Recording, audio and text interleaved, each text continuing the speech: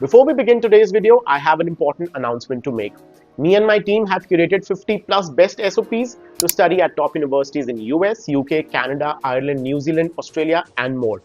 All you have to do is go to the pinned comments or the description box for the link to download them, and it's totally free of cost. So go check it out. Now let's begin today's video. Delhi, our national capital, is twice the size of this island country in Southeast Asia. It's just 1/6 the size of Goa. Not just that, cities like London is 2.5 times bigger, Dubai 6 times bigger, Shanghai 8 times bigger, and Toronto is 10 times bigger than this whole country. But still, as per the IMF, the country ranks 30th in the world for GDP nominal, higher than the countries like Malaysia, Austria, New Zealand, and the UAE. It is Singapore, the tiny island country in Asia that is an economic powerhouse, and rightly so. Oh my God.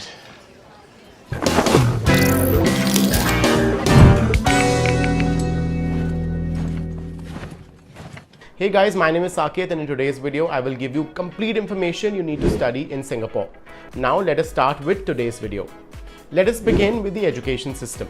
Singapore has one of the best education systems in the world, and largely saying students start university at the age of 17. Bachelor's degrees are usually between 3 to 4 years, and masters will be between 1.5 to 2 years. The universities will also offer a few degrees such as an MBA that will last 16 to 17 months, in addition to a number of options to pursue dual degree programs. Great, now let's discuss intakes. So there are two major intakes in Singapore, August, September and January, February. But most private institutions will offer multiple intakes in January, February, July, August, September and October. Some MBA programs start in July. Ideally, deadlines for most institutions is August for Jan or Feb start and March for August or September start. Some top universities may close earlier, so do check with the university you wish to study at. I will recommend that you start preparing for your applications at least 10 months to 1 year before course start date.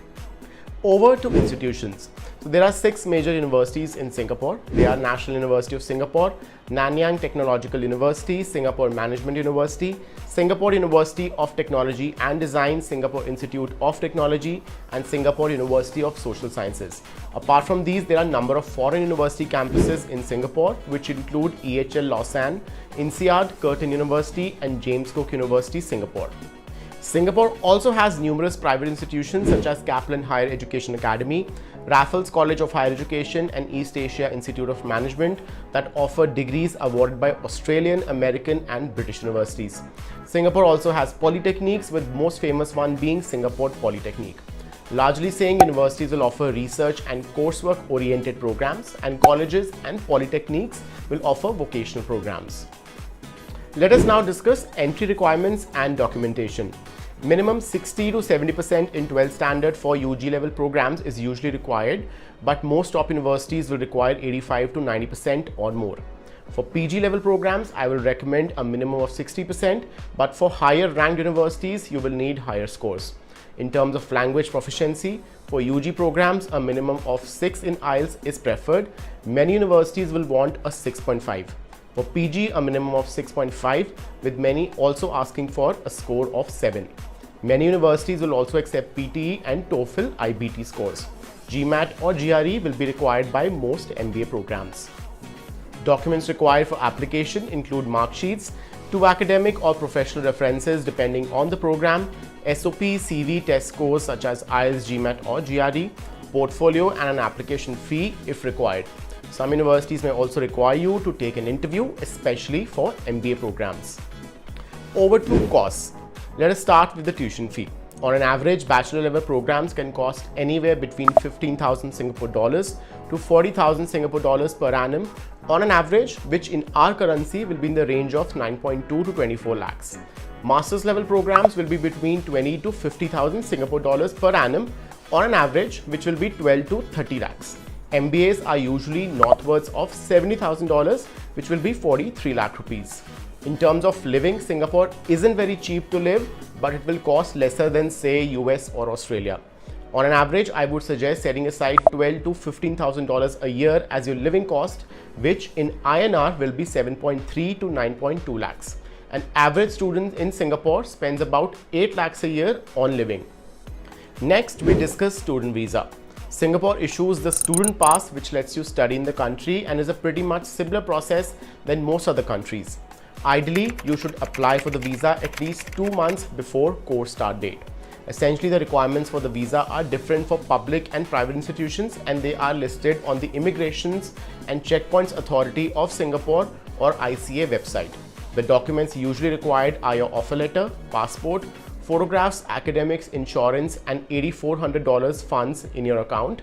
$30 processing fee is also required, which can be paid by debit or credit card or internet banking. You can check the detailed process as per your institution by visiting the ICA website.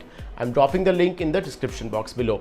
So after you have submitted the student pass application, it will take minimum 15 days or a maximum of 4 weeks for visa processing. Once your visa is processed, $60 are required to be paid as an issuance fee to the ICA. Coming to the most important part of the discussion, let us now talk about part-time jobs and post-study work visas. Singapore has slightly different rules for part-time work than most other Western countries. As an international student, only 16 hours a week is allowed during term time. However, you can work full-time during vacations. On an average, students can earn up to $1,000 a month. Graduates from recognized institutes can apply for long-term social visit pass or the LTVP, which allows them to stay in the country for a year and look for work. For those who want to start a business in Singapore, can explore Entree Pass, and for students who are already able to secure a job, can explore S Pass and Employment Pass depending on the level of salary they are getting. Hope this video has been super helpful and allows you to start your prep for Singapore. If you have any questions, feel free to drop them in the comments box below and let me know which country you would want me to cover next. Thank you for watching, and let us catch up in the next one.